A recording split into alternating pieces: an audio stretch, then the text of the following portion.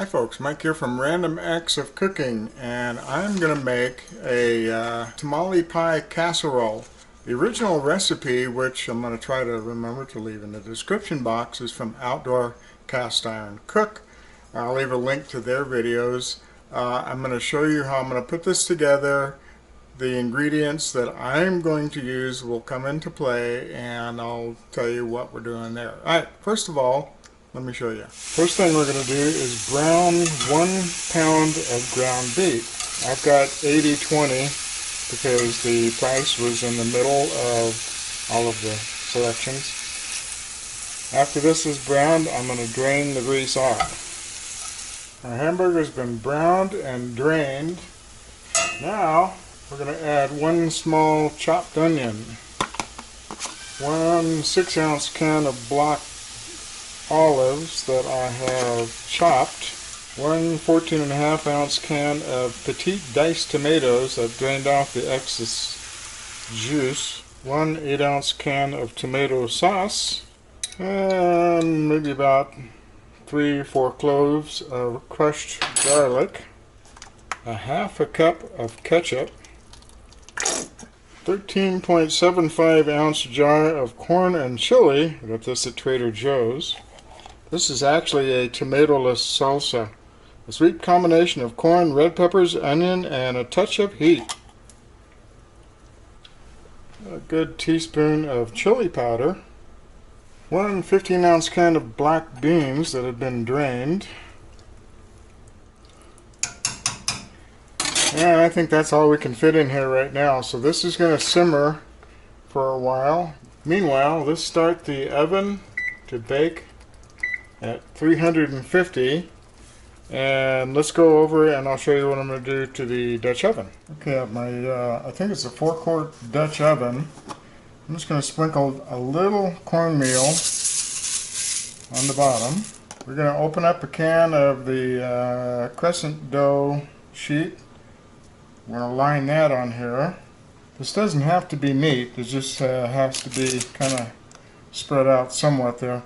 I'm using parchment paper just to help the cleanup later. I'm going to drizzle a little oil on this. Spread that around. And I'm going to put a good dollop of cornmeal on top of that. Now we're going to take our hot mixture and spoon that right in to that shell.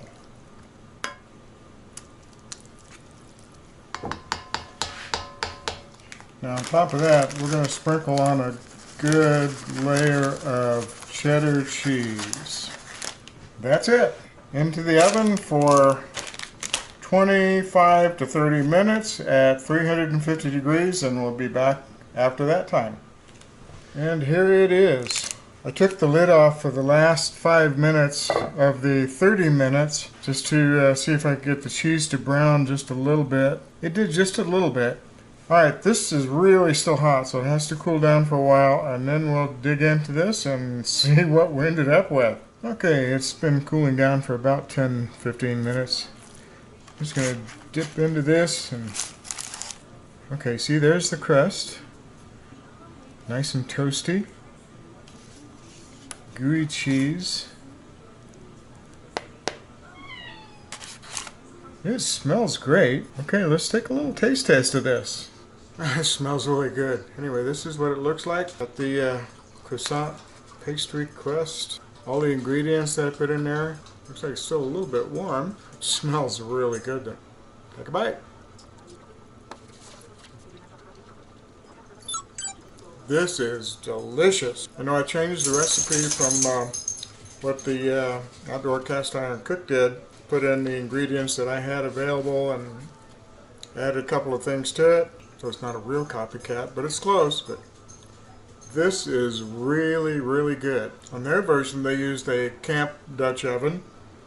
It's like 103 degrees outside, so I thought I'd rather heat the inside of the house with the air conditioning on than go outside and drip sweat all over the patio. So, but anyway, you can do it either way. It was just my choice to do it inside because it's cooler inside. Anyway, it's really good. I know I'm going to say I'm going to make this again, but this is the second time I've made this, and it was good the first time too. So anyway, I hope you get a chance to try this. Really tasty. All right. See you later, folks. Bye.